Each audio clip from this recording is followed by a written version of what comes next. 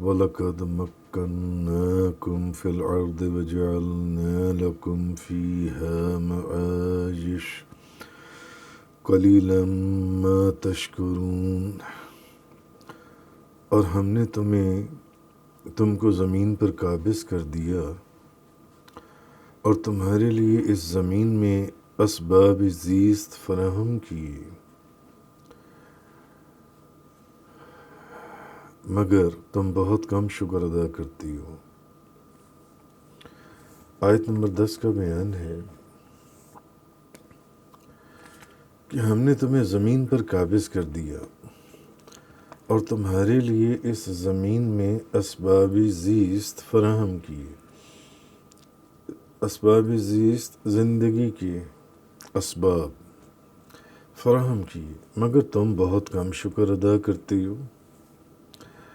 اب اللہ تعالیٰ نے اپنے بندوں پر اپنی نعمتوں کو یاد دلایا، جیسے کہ پیچھے بھی آپ دیکھتے آئے ہیں کہ بعض جگہوں پر اللہ تعالیٰ مختلف طریقے سے دلائل بیان کرتا ہے اپنی وحدانیت کے اوپر اور اپنی پھر نعمتوں کو بیان کرتا ہے مختلف انداز میں۔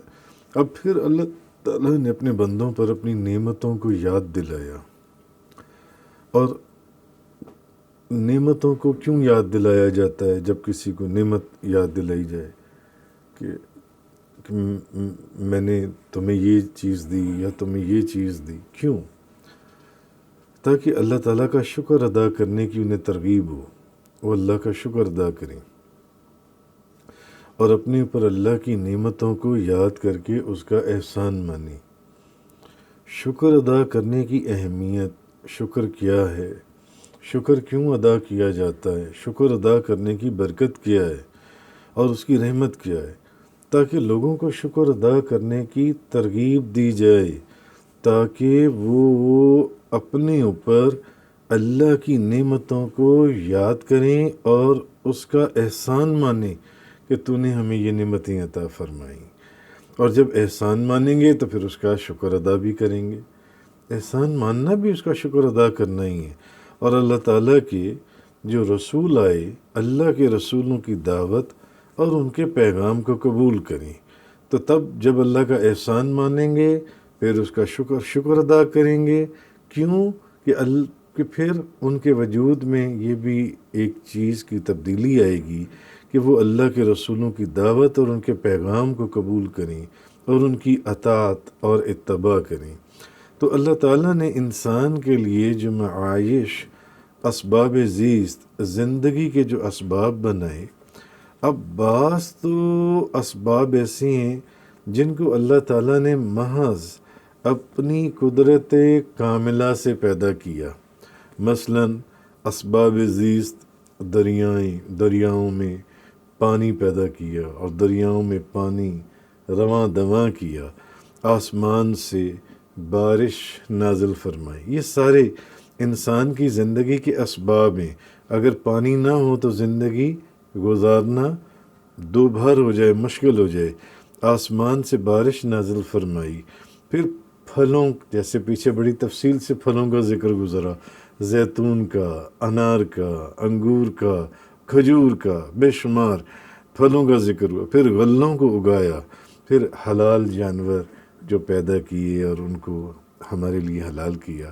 تو یہ اللہ تعالیٰ کی بہت بڑی نعمتیں، ان کا ذکر کرتے چلے جائیں تو ہمارے لیے لا تعداد بے انتہا نعمتیں جو ان سی ہیں۔ اور انسان بہت بڑی نعمت یہ ہے کہ انسان جو زمین میں بستے ہیں وہ پھر اس زمین کے اندر اللہ نے جو نعمتیں دی ہیں انسان کو، وہ پھر اس زمین کے اندر تصرف بھی کرتی ہیں۔ مثلا پہلے لکڑی اور آگ اگر جلانی ہوتی تھی تو آپ لکڑی یا کوئلے سے آگ جلاتے تھے۔ اگر آپ نے کھانا بنانا ہوتا تھا آپ کو کوئلے جلانے پڑتے تھے، آپ کو لکڑیاں جلانی پڑتی تھیں۔ اور پھر گیس، قدرتی گیس کا دور آ گیا، پھر گیس کے ذریعے لوگ کھانا بنانا شروع ہوئے۔ اس کے بعد برقی توانائی، پھر اس کے بعد ایٹمی توانائی کا دور آ گیا۔ اچھا، پہلے جو بری سفر ہے وہ زمین کا سفر، ایک بری سفر ایک بحری سفر. تو پہلے بری سفر جو ہے یہ خچروں، گھوڑوں، اونٹوں کے ذریعے طے کیا جاتا تھا، اور بحری سفر جو ان سے ہے یہ پہلے وہ جو بادبان والی کشتیاں ہوتی تھیں سمندروں کے اندر جو چلتی تھیں یہ ان سے کیا جاتا تھا. مگر وقت کے گزرنے کے ساتھ ساتھ پھر کاریں آ گئیں، پھر ریل گاڑیاں آ گئیں، پھر جہاز آ گئے، پھر ہیلی کاپٹر آ گئے، پھر راکٹس کا دور آ گیا. یعنی اللہ تعالیٰ نے انسان کو زمین میں نہ صرف اسباب زیست عطا فرمائے بلکہ زمین کے اندر ان کو تصرف کرنے کی اللہ نے طاقت بھی عطا فرمائی. یہ وقت کے گزرنے کے ساتھ ساتھ انسان دور جدید کے اندر داخل ہوتا چلا گیا، اور جدید چیزیں، ایک کوئلے سے آگ جلا کر کھانا بنانا بڑا مشکل تھا. لکڑیوں کو پہلے جنگل سے کاٹو، پھر ان کو اٹھا کر لاؤ، پھر ان کو لا کے ان کو آگ لگاؤ، پھر ان کے اوپر کھانا بناؤ. تو مگر اب کیا ہے کہ ایک آپ نے چولہے کو سوئچ دبایا اور خود بخود، بلکہ آگ جلانے کی بھی ضرورت نہیں ہے، خود بخود وہ چولہا جل گیا اور آپ کھانا بنا رہے ہیں. تو خیر، اللہ تبارک و تعالیٰ نے فرمایا کہ وَلَقَدْ مَكَّنَّاكُمْ فِي الْأَرْضِ وَجَعَلْنَا لَكُمْ فِيهَا مَعَايِشَ قَلِيلًا مَا تَشْكُرُونَ. مگر تم بہت کم شکر ادا کرتے ہو. اتنی نعمتوں کے بعد بھی شکر ادا کہ یہ کہ بہت کم شکر ادا کرتے ہو. تو شکر کیا ہے؟ امام غزالی فرماتے ہیں کہ دل کا شکر یہ ہے کہ نعمت کے ساتھ خیر اور نیکی کا قصد کیا جائے، خیر کا قصد کیا جائے، خیر کا ارادہ کیا جائے، نیکی کا ارادہ کیا جائے. دل کا شکر یہ ہے. اور زبان کا شکر یہ ہے کہ اس نعمت پر اللہ کی حمد بیان کی جائے، اللہ کی تعریف بیان کی جائے. تو وہ آپ زبان سے ہی بیان کریں گے نا، اللہ کی حمد اور اللہ کی تعریف جو ہے وہ آپ زبان سے بیان کریں گے. اور باقی اعضاء کا شکر یہ ہے کہ اللہ تعالیٰ کی نعمتوں کو اللہ تعالیٰ کی عبادت میں خرچ کیا جائے. امام غزالی فرما رہے ہیں، آپ فرماتے ہیں دل کا شکر یہ ہے کہ نعمت کے ساتھ خیر اور نیکی کا قصد کیا جائے، اور زبان کا شکر یہ ہے کہ اس نعمت پر اللہ کی حمد اور اللہ کا شکر ادا کیا جائے. اور باقی اعضاء کا شکر یہ ہے کہ اللہ تعالیٰ کی نعمتوں کو اللہ کی عبادت میں خرچ کیا جائے. اس کے کئی طریقے ہیں بے شمار جو آپ جانتے ہیں، اور ان نعمتوں کو اللہ تعالیٰ کی معصیت کے اندر، گناہ کے کاموں میں صرف ہونے سے بچایا جائے. بھئی ان نعمتوں کو اللہ کی عبادت میں خرچ کیا جائے، نہ کہ گناہ کے کاموں میں خرچ کیا جائے جو ان سے. تو یہاں تک کہ آپ فرماتے ہیں کہ آنکھوں کا شکر یہ ہے کہ جب اللہ نے تمہیں یہ نعمتیں عطا فرمائی ہیں تو اب آنکھ کا شکر کیا ہے؟ آنکھوں کا شکر یہ ہے کہ ان آنکھوں سے اللہ کی پسندیدہ چیزوں کو دیکھا جائے اور اس کی ناپسندیدہ چیزوں کو نہ دیکھا جائے. جبکہ آج لوگ ناپسندیدہ چیزیں، گندی چیزیں زیادہ شوق سے دیکھتے ہیں، اور جو پسندیدہ چیزیں ہیں ان کو اتنا شوق نہیں رکھتے. تو کہنے کا مقصد یہ، آنکھوں کا شکر یہ ہے کہ ان سے اللہ تعالیٰ کی پسندیدہ چیزوں کو دیکھے اور ناپسندیدہ چیزوں کو دیکھنے سے باز رہے.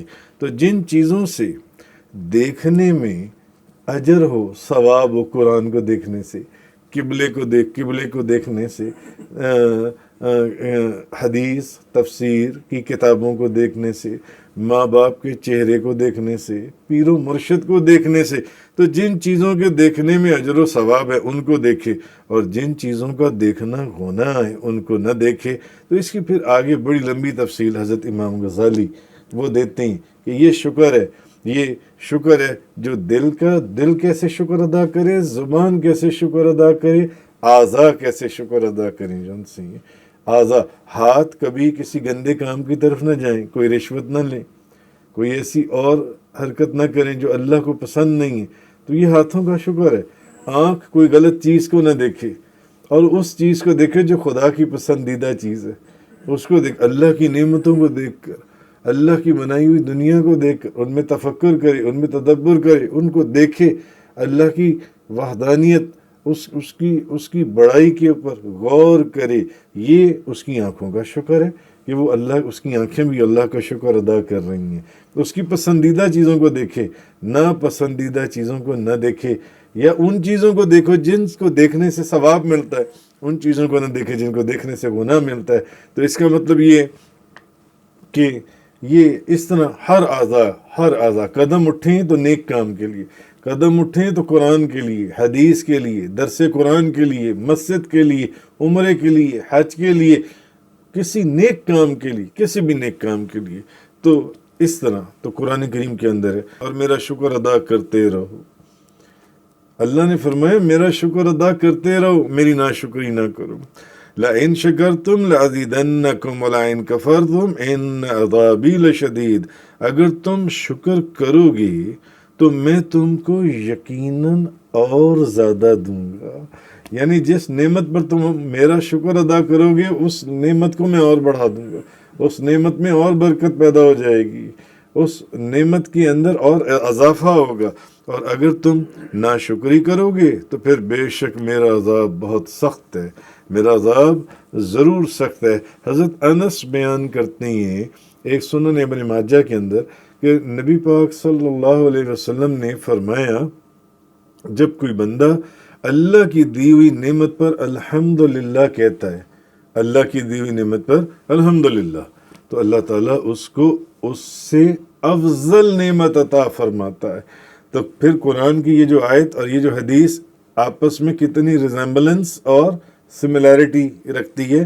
لَإِن شَكَرْتُمْ لَأَزِيدَنَّكُمْ وَلَئِن كَفَرْتُمْ، یعنی اگر تم شکر کرو گے تو میں تم کو یقیناً اور زیادہ دوں گا۔ اور حضرت انس فرماتے ہیں کہ اللہ کے رسول نے فرمایا جب کوئی بندہ اللہ کی دی ہوئی نعمت پر الحمدللہ کہتا ہے تو اللہ تعالیٰ اس کو اس سے افضل نعمت عطا فرماتا ہے۔ حضرت حکم بن عمیر بیان کرتے ہیں کہ اللہ کے رسول نے فرمایا جب تم نے الحمدللہ رب العالمین کہا تو تم نے اللہ تعالیٰ کا شکر ادا کر دیا اور اللہ تعالیٰ تمہاری نعمت میں زیادتی کرے گا۔ حضور نے فرمایا جب تم نے الحمدللہ رب العالمین کہہ دیا اللہ کی دی ہوئی کسی نعمت پر، فار ایگزامپل، تو اس کا مطلب ہے تم نے اللہ کا شکر ادا کر دیا اور اللہ تعالیٰ تمہاری نعمت میں زیادتی، اس کو اور بڑھا دے گا اس نعمت کو۔ حضرت اسود بن سری رضی اللہ تعالیٰ عنہ بیان کرتے ہیں کہ اللہ تعالیٰ کو اپنی ثنا اور تعریف میں، اپنی تعریف میں الحمدللہ سے زیادہ کوئی کلمہ پسند نہیں ہے، کوئی کلمہ پسند نہیں ہے الحمدللہ سے زیادہ، کیونکہ اللہ تعالیٰ نے خود الحمدللہ سے اپنی ثنا کی ہے۔ الحمدللہ سے آپ دیکھیں قرآن کریم بھی شروع ہو رہا ہے، سورۃ فاتحہ۔ حضرت ابو ہریرہ رضی اللہ تعالیٰ عنہ بیان کرتے ہیں کہ نبی کریم صلی اللہ علیہ وسلم نے فرمایا جو بندوں کا شکر ادا نہیں کرتا وہ اللہ کا بھی شکر ادا نہیں کرتا۔ سنن ابو داؤد شریف، جو بندوں کا شکر ادا نہیں کرتا وہ اللہ کا بھی شکر ادا نہیں کرتا۔ اسی طرح ایک اور حدیث میں صحیح مسلم شریف کی حضرت صہیب رضی اللہ تعالیٰ عنہ بیان کرتی ہیں کہ رسول اللہ صلی اللہ علیہ وسلم نے فرمایا مجھے مومن کے حال پر تعجب ہوتا ہے۔ حضور نے فرمایا مومن کلمہ پڑھنے والا، مجھے اس کے حال پر تعجب ہوتا ہے، اس کے ہر حال میں بھلائی ہے، اس کے ہر حال میں بھلائی ہے۔ اگر اس کو راحت پہنچے تو وہ شکر ادا کرتا ہے اور یہ اس کی فلاح ہے، اگر اس کو راحت پہنچے وہ شکر ادا کرتا ہے، یہ اس کی فلاح ہے، اور اگر اس کو کوئی ضرر پہنچے تکلیف تو وہ صبر کرتا ہے اور یہ بھی اس کی فلاح ہے، یہ بھی اس کی کامیابی۔ مومن کے لیے ہر حالت میں جب وہ صبر کرے یا جب وہ شکر ادا کرے، دونوں صورتوں میں اس کی کامیابی ہے۔ کیوں کہ جب اس کو راحت ملتی ہے، کوئی نعمت ملتی ہے، وہ اللہ کا شکر ادا کرتا ہے اور یہ شکر ادا کرنا بھی اس کی کامیابی ہے۔ اس نے اللہ کا شکر ادا کر دیا، اس نعمت میں بھی اضافہ ہوگا، وہ شکر، یہ اس کی فلاح ہے، یہ اس کی کامیابی ہے۔ اور اگر اس کو ضرر پہنچے، کوئی تکلیف، تو پھر وہ صبر کرتا ہے، وہ کہتا ہے انا للہ و انا الیہ راجعون، تو خیر تو، اور اگر اس کو ضرر پہنچے تو وہ صبر کرتا ہے اور یہ بھی اس کی فلاح ہے، یہ بھی اس کی کامیابی ہے۔ یعنی مومن کے لیے نبی کریم صلی اللہ علیہ وسلم نے اپنی امت کے لیے دونوں طرف، دائیں طرف چلے جاؤ بائیں طرف چلے جاؤ، کامیابی رکھی ہوئی ہے۔ ہو مومن، کلمہ پڑھنے والا، اللہ رسول سے محبت کرنے والا۔ حضرت ابو امامہ رضی اللہ تعالیٰ عنہ بیان کرتے ہیں کہ نبی کریم صلی اللہ علیہ وسلم نے فرمایا، نبی پاک صلی اللہ علیہ وسلم نے فرمایا کہ میرے رب نے مکہ کی وادی کو پیش کیا تاکہ اس کو میرے لیے سونا بنا دیا جائے۔ نبی کریم صلی اللہ علیہ وسلم نے فرمایا اللہ نے مکہ مکرمہ کی وادی کو میرے لیے پیش کر دیا کہ اس پوری وادی کو سونا بنا دیا جائے۔ میں نے کہا نہیں اے میرے رب، میں ایک دن تو سیر ہو کر کھاؤں گا اور ایک دن بھوکا رہوں گا، ایک دن سیر ہو کر کھاؤں گا ایک دن، اور ایک دن بھوکا رہوں گا۔ جب میں بھوکا ہوں گا تو تجھے یاد کروں گا اور تجھ سے فریاد کروں گا، تعلق تیرے سے جڑا رہے گا، اور جب میں سیر ہو کر کھاؤں گا تو تیرا شکر ادا کروں گا اور تیری حمد بیان کروں گا، دونوں صورتوں میں، جس دن سیر ہو کر کھاؤں گا جس دن بھوکا رہوں گا۔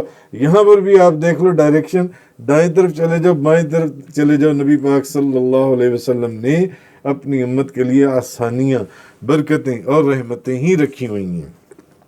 آگے فرمایا وَلَقَدْ خَلَقْنَاكُمْ ثُمَّ صَوَّرْنَاكُمْ ثُمَّ قُلْنَا لِلْمَلَائِكَةِ اسْجُدُوا لِآدَمَ، اور ہم نے تم کو پیدا کیا، پھر تمہاری صورت بنائی، پھر ہم نے فرشتوں سے کہا آدم کو سجدہ کرو، تو ابلیس کے سوا سب نے سجدہ کیا، فَسَجَدُوا إِلَّا إِبْلِيسَ، تو ابلیس کو چھوڑ کر ساروں نے سجدہ کیا۔ لَمْ يَكُن مِّنَ السَّاجِدِينَ، اور وہ سجدہ کرنے والوں میں شامل نہ ہوا، اور وہ سجدہ کرنے والوں میں شامل نہ، تو ہم نے تم کو پیدا کیا، ہم نے تمہیں پیدا کیا، اور پھر تمہاری صورت بنائی، پیدا کرنے کے بعد تمہاری صورت بنائی، پھر ہم نے فرشتوں سے کہا آدم کو سجدہ کرو، ابلیس کے سوا سب نے سجدہ کیا اور وہ سجدہ کرنے والوں میں شامل نہ ہوا۔ اب یہاں پر اللہ تعالیٰ اپنی ایک اور نعمت کا ذکر فرما رہا ہے، ایک اور نعمت، اور اس نعمت میں اللہ تعالیٰ انسان کی تخلیق کی ابتدا کا ذکر کر رہا ہے کہ انسان کی تخلیق کی ابتدا کیسے ہوئی، کہ اس نے انسانوں کے باپ حضرت آدم علیہ السلام کو پیدا فرمایا اور پھر انہیں مسجود ملائکہ بنایا۔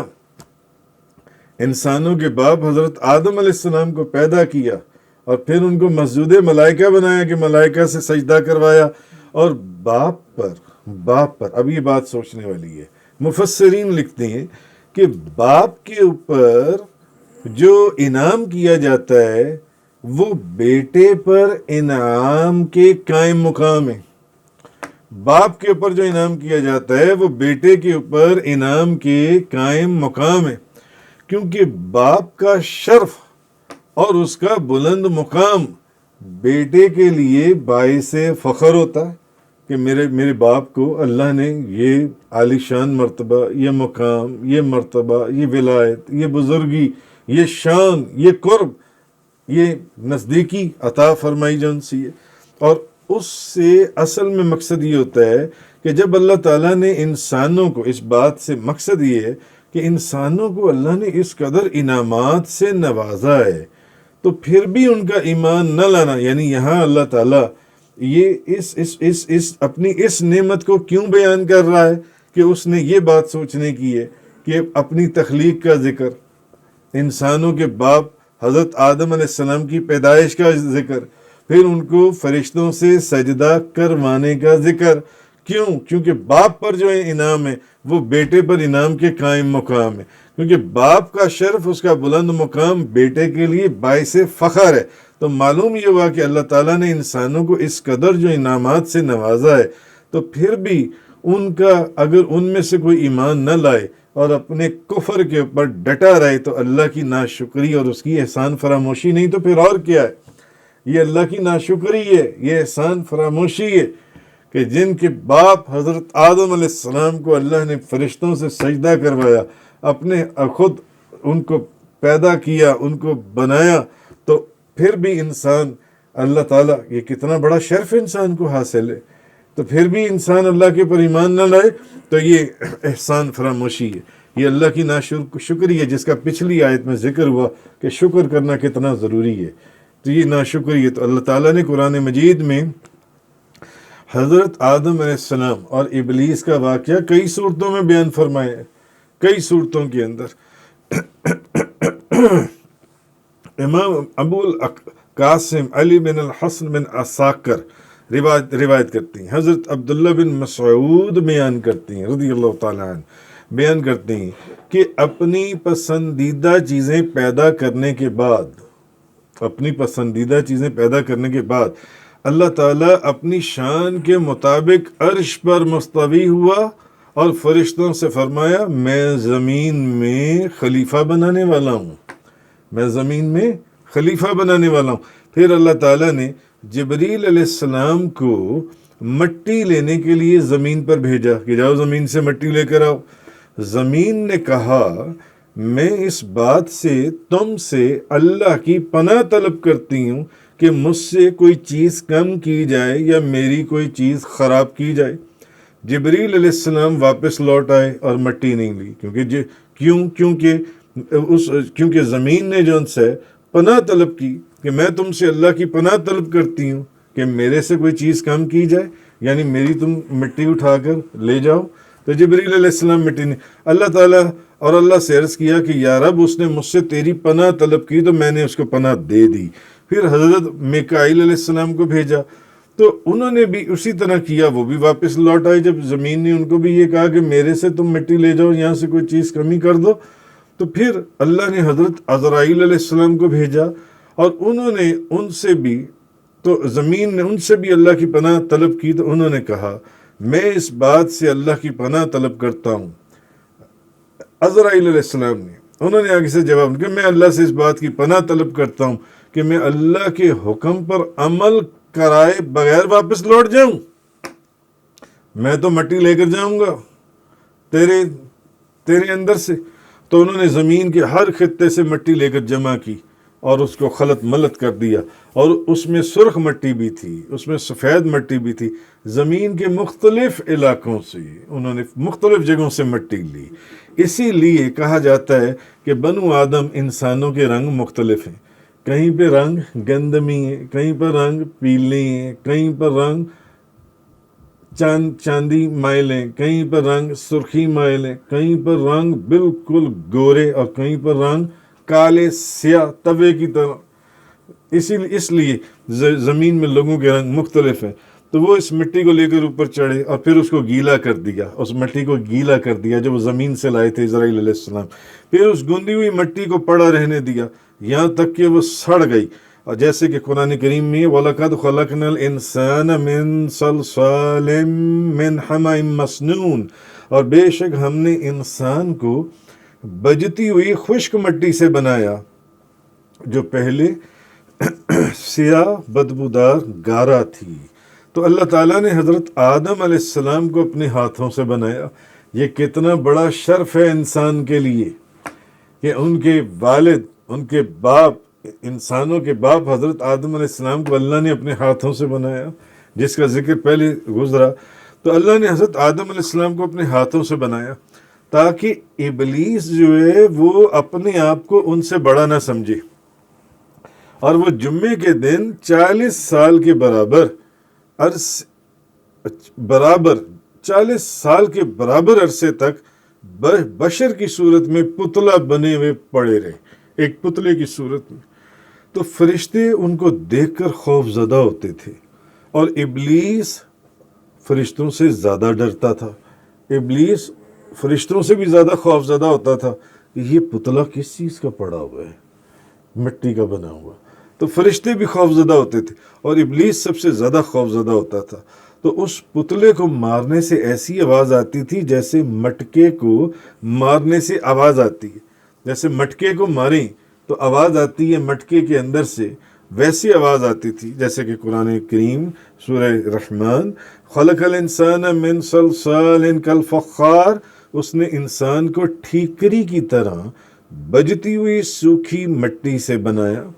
اب ابلیس کہتا تھا کہ اس کو کس لیے بنایا گیا ہے، اس پتلے اس کو، یہ جو زمین کا ایک یہ مٹی کا، اس نے فرشتوں سے کہا مت ڈرو، یہ اندر سے کھوکھلا ہے، اگر مجھے مسلط کیا گیا اس پر تو میں اس کو ہلاک کر دوں گا۔ تو جب اس میں روح پھونکنے کا وقت آیا تو اللہ نے فرمایا فَإِذَا سَوَّيْتَهُ وَنَفَخْتُ فِيهِ مِن رُّوحِي فَقَعُوا لَهُ سَاجِدِينَ، تو جب میں اس کو درست کر لوں اور اس میں اپنی طرف سے پسندیدہ روح پھونک دوں تو تم سب اس کے لیے سجدے میں گر جانا۔ اب جب اس پتلے میں روح پھونکی اور وہ ان کے سر میں داخل ہوئی تو ان کو چھینک آئی۔ فرشتوں نے ان سے کہا کہو الحمدللہ، تو انہوں نے کہا الحمدللہ، اور جب روح ان کی آنکھوں میں داخل ہوئی تو انہوں نے جنت کے پھلوں کو دیکھا، اور جب روح ان کے پیٹ میں پہنچی تو ان کو طعام کی کھانے کی خواہش ہوئی، تو انہوں نے پیروں تک روح کے پہنچنے سے پہلے ہی جنت کے پھلوں کی طرف چھلانگ لگانی چاہی۔ تو ارشاد جیسے کہ قرآن میں خلق الانسان من عجل، انسان جلد باز پیدا کیا گیا۔ پھر ابلیس کو چھوڑ کر تمام فرشتوں نے اللہ نے جو حکم دیا تھا اس کے اوپر عمل کیا اور آدم علیہ السلام کو سجدہ کیا۔ آدم علیہ السلام کو سجدہ کیا، جیسے کہ قرآن کریم میں ایک جگہ اور آتا ہے فَسَجَدَ الْمَلَائِكَةُ كُلُّهُمْ أَجْمَعُونَ، بس تمام فرشتوں نے سجدہ کیا الا ابلیس، ابلیس ما سوائے ابلیس کہ اس نے سجدہ نہیں کیا۔ تو ترمذی شریف کی ایک حدیث ہے، حضرت ابو ہریرہ بیان کرتے ہیں کہ رسول اللہ صلی اللہ علیہ وسلم نے فرمایا جب اللہ تعالیٰ نے حضرت آدم علیہ السلام کو پیدا کیا تو ان کی پشت کے اوپر ہاتھ پھیرا تو قیامت تک ان کی اولاد کی پیدا ہونے والی روحیں ان کی پشت سے جھڑ گئیں، اور ان میں سے ہر انسان کی دونوں آنکھوں کے سامنے نور کی شعائیں تھیں۔ پھر ان لوگوں کو حضرت آدم علیہ السلام کے سامنے پیش کیا گیا، قیامت تک پیدا ہونے والی ساری روحیں جتنے انسان تھے۔ حضرت آدم نے پوچھا اے میرے رب یہ کون لوگ ہیں؟ فرمایا یہ تمہاری اولاد ہے۔ حضرت آدم نے ان میں سے ایک شخص کو دیکھا، وہ شخص اور اس کی نور کی شعائیں حضرت آدم علیہ السلام کو بہت اچھی لگیں۔ پوچھا اے میرے رب یہ کون شخص ہے؟ فرمایا یہ تمہاری اولاد کے آخری لوگوں میں سے ایک شخص ہے، اس کا نام داؤد ہے۔ کہا اے میرے رب تو نے ان کی کتنی عمر مقرر کی؟ فرمایا 60 سال۔ کہا اے میرے رب میری عمر میں سے ان کی عمر کے 40 سال زیادہ کر دے، میری عمر میں سے ان کو 40 سال اور بڑھا دے۔ جب حضرت آدم علیہ السلام کی عمر پوری ہو گئی تو ان کے پاس ملک الموت آئے، ان کی روح قبض کرنے کے لیے کہا کیا میری عمر میں سے اب حضرت آدم علیہ السلام نے پوچھا تم میری میری روح قبض کرنے آ گئے ہو، ابھی تو میری عمر میں سے 40 سال باقی نہیں پڑے ہوئے، کیا یہ 40 سال آپ اپنے بیٹے داؤد کو نہیں دے چکے؟ تو حضرت آدم نے انکار کر دیا۔ حدیث کے اندر کہ ان کی اولاد نے بھی انکار کر دیا، ان کی اولاد میں بھی، یہ ترمذی شریف کی حدیث ہے، روایت ہے سنن ترمذی۔ تو حضرت آدم نے انکار کر دیا تو ان کی اولاد نے بھی انکار کر دیا۔ حضرت آدم بھول گئے، نبی کریم صلی اللہ علیہ وسلم فرماتے ہیں حضرت آدم بھول گئے سو ان کی اولاد بھی بھول گئی، اور حضرت آدم نے خطا کی، یعنی اجتہادی خطا۔ تو حدیث میں ہے کہ حضرت آدم نے خطا کی، اجتہادی خطا، ان کی اولاد نے بھی خطا کی، جو وہاں ہوا پھر آگے اولاد میں ویسے ہی ہوا۔ تو حضرت آدم علیہ السلام کو آزمائش میں مبتلا کیا اور ان کو جنت میں رکھا، فرمایا کہ جہاں سے چاہو فراخی سے کھاؤ، مگر ایک درخت سے کھانے سے منع فرما دیا۔ یہ آزمائش قائم رہی حتیٰ کہ انہوں نے اس ممنوع کا ارتکاب کیا، اس درخت سے کھا لیا، وہ جو بھی بڑا لمبا ایک واقعہ ہے، اس وقت وہ روایات کے اندر آیا ہے، اس وقت ان کی شرمگاہ، جب انہوں نے اس درخت سے کھا لیا تو ان کی شرمگاہ کھل گئی اور ان کو جنت سے اتار دیا گیا۔ حضرت آدم نے کہا اے میرے رب اگر میں توبہ کر لوں اور اصلاح کر لوں تو کیا جنت کی طرف لوٹا دیا جاؤں گا؟ اگر میں توبہ کر لوں اور اصلاح کر لوں کیا میں جنت کی طرف لوٹا دیا جاؤں گا؟ اور تب انہوں نے کہا ربنا ظلمنا انفسنا وان لم تغفر لنا وترحمنا لنکونن من الخاسرین، اے ہمارے رب ہم نے اپنی جانوں پر زیادتی کی، اور اگر تو ہمیں نہ بخشے اور ہم پر رحم نہ فرمائے تو ہم ضرور نقصان اٹھانے والوں میں سے ہو جائیں گے۔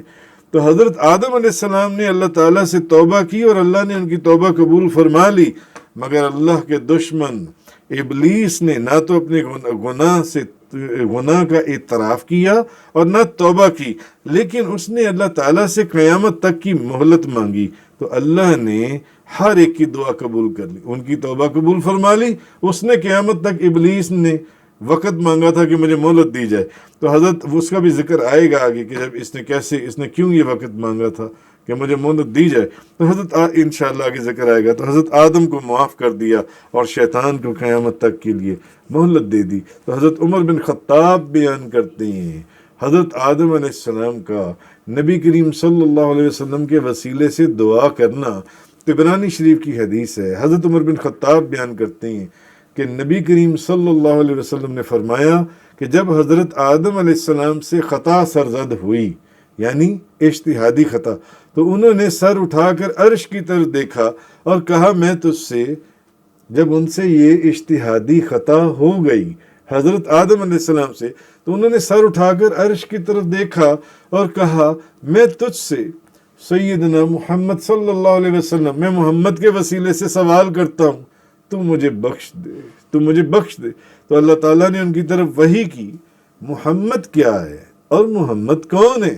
تب انہوں نے کہا تیرا نام برکت والا ہے، تو نے جب مجھے پیدا کیا تھا تو میں نے عرش کی طرف سر اٹھا کر دیکھا تھا، تو عرش پر لکھا تھا لا الہ الا اللہ محمد الرسول اللہ، تو میں نے جان لیا کہ اس ہستی سے زیادہ تیرے نزدیک اور کون مرتبے اور مقام والا ہو سکتا ہے جس کا نام تو نے اپنے نام کے ساتھ ملا کر اپنے ساتھ لکھا ہے۔ تو پھر اللہ تعالیٰ نے ان کی طرف وحی کی ہے آدم وہ تمہاری اولاد میں آخر النبیین ہے، وہ آخری نبی ہیں، اور ان کی امت تمہاری اولاد میں سے آخری امت ہے، اور اے آدم اگر وہ نہ ہوتے تو میں تمہیں بھی پیدا نہ کرتا، تو یہ چیز اللہ پاک نے اس آیت نمبر 11 کے اندر فرمائی، وَلَقَدْ خَلَقْنَاكُمْ ثُمَّ صَوَّرْنَاكُمْ ثُمَّ قُلْنَا لِلْمَلَائِكَةِ اسْجُدُوا لِآدَمَ، اور ہم نے تم کو پیدا کیا، پھر تمہاری صورت بنائی، پھر ہم نے فرشتوں سے کہا آدم کو سجدہ کرو، فَسَجَدُوا إِلَّا إِبْلِيسَ، تو ابلیس کو چھوڑ کے سب نے سجدہ کیا، لم یقم من الساجدین، اور وہ سجدہ کرنے والوں میں شامل نہ ہوا۔ اب ابلیس کو چھوڑ کر باقی سب نے سجدہ کیا، اور ابلیس نے سجدہ نہیں کیا، وہ سجدہ کرنے والوں میں سے نہ ہوا۔ اس کی تفصیل اگلی آیات کے اندر آ رہی ہے۔ صدق اللہ تعالی و بلغ رسول اللہ صلی اللہ علیہ وسلم۔ تفسیر قرآن کا یہ لیکچر انگلش میں سننے کے لیے براہ کرم ڈسکرپشن میں موجود لنک پر کلک کریں۔